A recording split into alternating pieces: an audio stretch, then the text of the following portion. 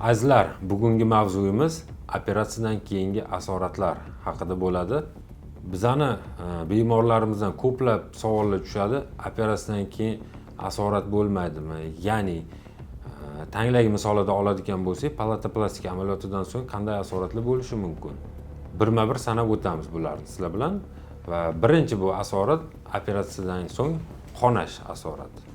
Ya'ni bemor bola operatsiya bo'lgandan so'ng birinchi 3-4 kun ichida qonash ehtimoli bo'ladi va shu sababdan bemor nazoratda klinikada 4-5 kun yotadi. Va yana vujudga kelishi bo'lgan asoratlardan biri bu iplarni sitilishi. Ya'ni ba'zi holatlarda operatsiyadan so'ng bola ko'p yig'lasa, qichqirsa, gapirsa, kulsa, tanglayda operatsiya o'tkazgan bemorlarda tanglay qismiga nagruzka tushadi va shu sababdan choklar sitilish ehtimoli bor. Keyingi asorati bu infeksiya tushishi. Ya'ni o'sha infeksiyani hisobidan tanglayda yiringlash vujudga kelishi mumkin. Bunday asoratlar juda kam uchraydigan asoratlar turiga kiradi. Sanab o'tgan asoratlarimiz hammasi operatsiya bilan bog'liq bo'lgan asoratlar va operatsiyadan so'ng bo'lishi mumkin bo'lgan asoratlarga kiradi va bularni o'zgarishi yechimi bo'ladi. Bu haqida bemor ota-onasiga har doim ogohlantiriladi va bularni vujudga kelmasligi uchun mumkin bo'lgan ehtiyot choralari ko'riladi. Hozirgi sanab o'tgan asoratlarimiz bular tanglay bilan bog'liq bo'lgan asoratlar va lab operatsiyasini oladigan bo'lsa, ya'ni heloplastika amaliyotidan so'ng qanday asoratlar bo'lishi mumkin? Xuddi shu tanglay asoratlari kabi iplarni sitilishi, infeksiya tushishi, yiringlashi va choklarni sitilishi mumkin. Ba'zi holatlarda qonab qolish ehtimoli ham bor. Bular operatsiyadan so'ng normal holatlar hisoblanadi va bular klinikada yotgan holatida chora tadbiri ko'riladi. Operatsiyadan so'ng bo'lishi mumkin asoratlar bilan boshqa kuyish bilan yoki boshqa orttirilgan nuqson bilan operatsiya bo'ladigan bemorlarda aynan shu sanab o'tilgan asoratlar vujudga kelishi mumkin va bular yuqorida sanab o'tgandek o'zgarishi yechimlari bor.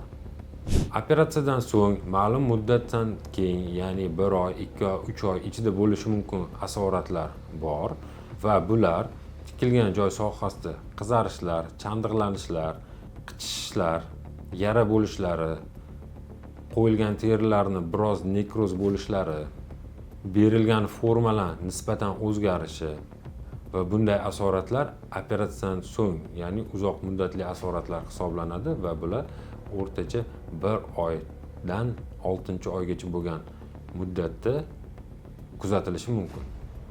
Shunday holatlarni inobatga olgan holatlarda har bir bemorimizga operatsiyadan so'ng qayta ko'rikka 1-chi, 3-chi, 6-chi oyda kelishni tavsiya etiladi va agar shunday holatlar kuzatilayotgan bo'lsa, buni joyida yechimini topiladi. Bunday asoratlar operatsiya bilan bog'liq bo'lgan asoratlar hisoblanadi.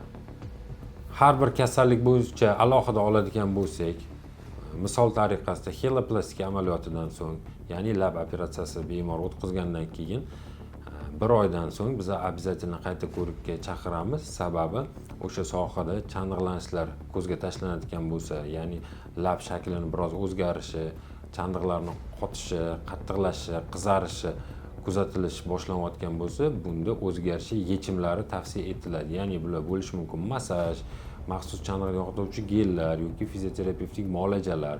Bu albatta kasalga individual holatda tavsiya etiladi va hamma bemorda ham aynan shu tavsiyalar amal qilmaydi.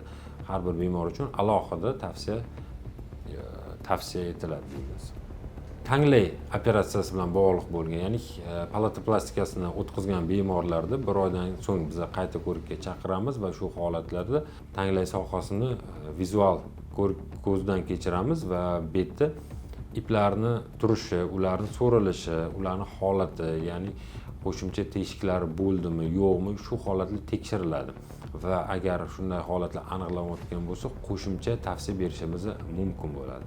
Kuyish bilan bog'liq yoki boshqa tug'ma nuqsonlar bilan bog'liq bo'lgan, aynan teri ko'chirib o'tkazishi bo'lgan bemorlarda ko'pincha terilarni biz chandiqlanishga moyilligini hisobga olib, ularni harakatini chegaralaymiz. Ya'ni operatsiyadan so'ng 1 oydan 2 oygacha o'sha operatsiya o'tkazilgan sohani chegaralanadi. Bular gips bo'lishi mumkin, langetali bo'lishi mumkin, har xil fiksatorli bo'lishi mumkin. Bu har bir bemorga individual tavsiya etiladi va bunday tavsiyalar bilan bemorni o'sha ortiqcha chandiqlanishlardan asrab turishimiz mumkin. Bunday asoratlar vujudga keladigan bo'lsa, o'sha fizioterapevtik massaj yoki qo'shimcha dori vositalari bilan davolashni davom ettiramiz. Hozirgi sanab o'tgan hamma asoratlar operatsiya bilan bog'liq bo'lgan asoratlar va bular vujudga keladigan bo'lsa, bularning yechimini topishimiz mumkin bo'ladi. Odatda bunday asoratlar 5-10% tashkil qiladi barcha o'tkazilgan amaliyotlardan.